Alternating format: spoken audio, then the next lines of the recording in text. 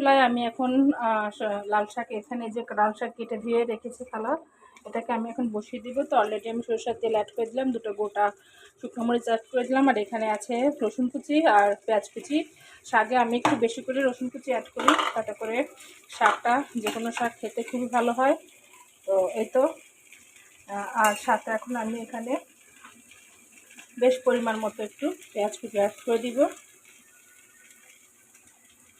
আর একটু দিব। শাকে একটু পেঁয়াজ মরিচ রসুনের পরিমাণটা যদি একটু বেশি দেন তাহলে শাকটা কিন্তু খুবই টেস্টি হয়।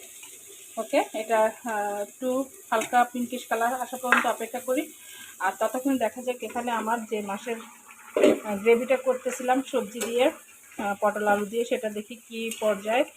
অলরেডি দেখুন দারুণ একটা কালার চলে এসছে, এবং খেতেও খুবই অসাধারণ টেস্ট আসবে দেখা যাচ্ছে। তো এটাকে আমি আরেকটু ঢাকা দিয়ে দেয়, একটু সেদ্ধ হওয়ার টাইম দেয় হালকা। আর এখানে অলরেডি দেখুন আমার পেঁয়াজ মরিচটা ভাজতেছি। দেন এখন আমি যেটা করব সেটা হচ্ছে, এই যে কিছু চিংড়ি মাছ আমি কুচিয়ে রেখেছি, এটাকে আমি দিয়ে দিব। শাক মানে চিংড়ি, চিংড়ি ছাড়া আমি আসলে কোনো শাকই খেতে আমার ভালো লাগে না। দু একটা শাকে মেনু অনুযায়ী চেঞ্জ করি, কিন্তু অধিকাংশ সময় চিংড়িটাই বেশি অ্যাড করে থাকি।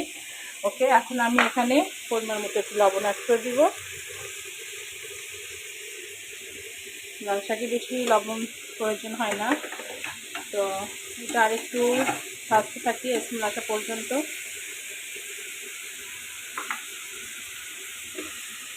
আর এখানেও একটু দেখতে থাকি কী পর্যায়ে আছে। যাই হোক, আমার অলরেডি দেখুন হয়ে আসছে।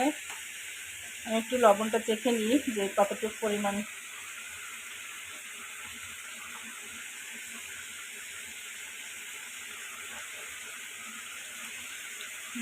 পারফেক্ট, লবণের পরিমাণটা পারফেক্টই আছে।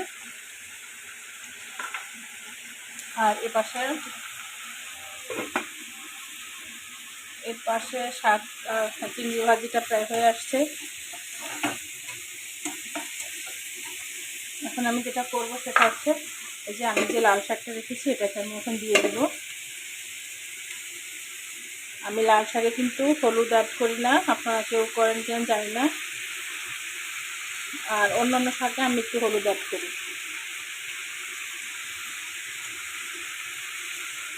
তো যাই হোক, সবই দিয়ে দিব, কিছুই রাখবো না। ওকে, এটা এখন হতে থাকুক। হালকা একটু নাড়াচাড়া দিতে হবে।